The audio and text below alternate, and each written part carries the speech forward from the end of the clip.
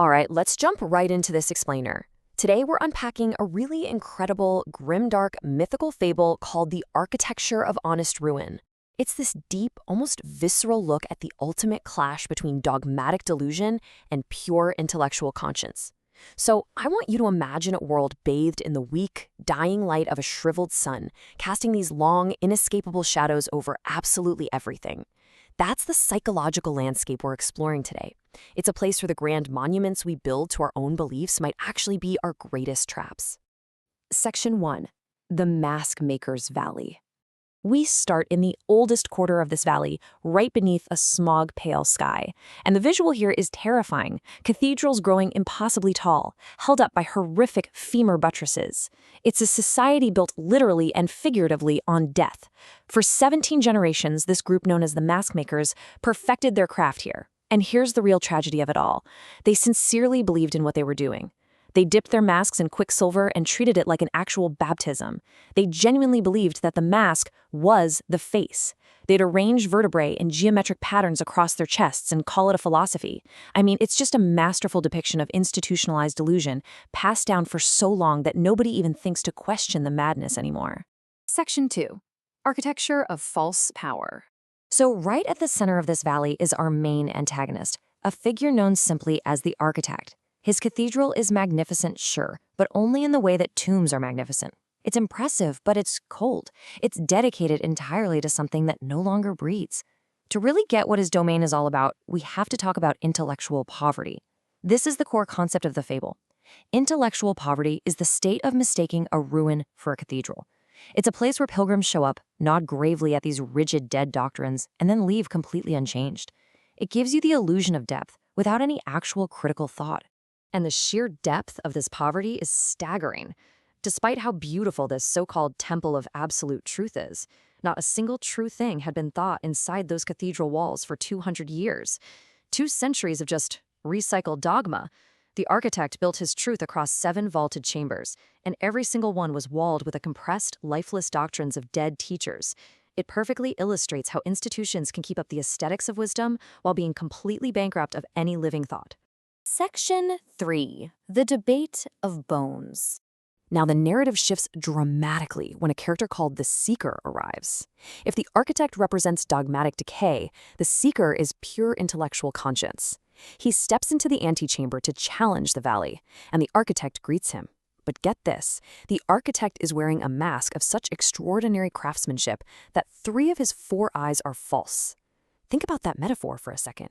He's practically blind to the real world he's looking at, filtering reality entirely through artificial perception. He can't even see the decay he's standing right in the middle of. With a pride so total, so absolute that it doesn't even need an audience anymore, the Architect gestures to his vaulted nave of bones. He looks at the Seeker and proudly declares, "Here is the answer to the valley." He actually genuinely believes that his stagnant, dead cathedral is the ultimate pinnacle of truth. But the Seeker, armed with that sharp intellectual conscience, just calmly dismantles the whole grand illusion. He looks at the architecture, looks at the blind Architect, and simply says, "The temple has already been destroyed. You are standing in the ruin and calling it a cathedral." It is such a devastating critique. The Seeker is flat out telling him that the spiritual and intellectual life of this place died a very long time ago. And he doesn't stop at just critiquing the aesthetics. He kicks off this profound moral debate about the building materials themselves. The Seeker boldly states, "The bones in your walls were people once. They did not consent to become architecture." The Seeker is forcing the Architect to face the fact that his grand philosophies are built on the silenced, unconsenting remains of real human lives. It's a dark, powerful realization. You absolutely cannot build a moral monument out of other people's silenced histories. Section 4. When the Mirror Speaks.